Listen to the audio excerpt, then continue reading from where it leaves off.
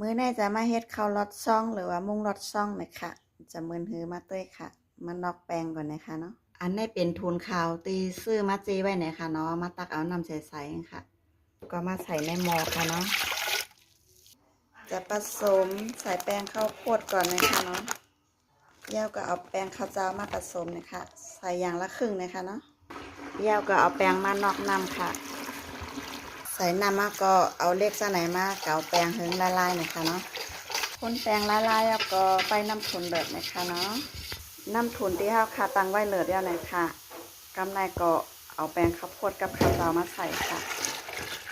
ใส่แล้วก็เกาติ๊กๆค่ะอย่าปล่อยมือนะคะเนาะจนกว่ามันจะเหนียวค่ะ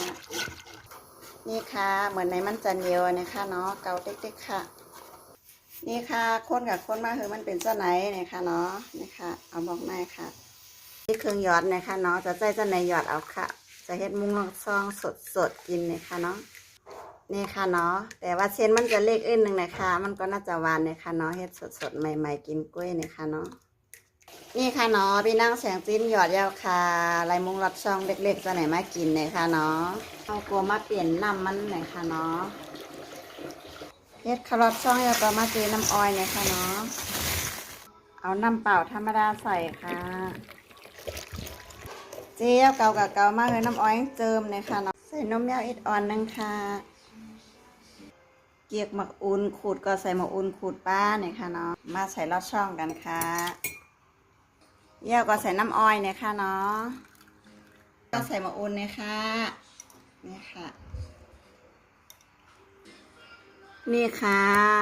ใส่เย่าเรียบร้อยแล้วค่ะกินลายเย่าเนี่ยค่ะนะมงลอดช่องเฮ็ดกล้วยค่ะลายเฮ็ดมันก็ใครเป็นลายเดียวกันกับข้าวแรงพื้นกล้วยเนี่ยค่ะเนาะเป็นแป้งโตเร็วกับที่เฮาใครเฮ็ดข้าวแรงพื้นเนี่ยค่ะนี่ค่ะลายมุ้งลอดช่องค่ะลอดช่องน่ารักเสน่ห์มากินเนี่ยค่ะเนาะ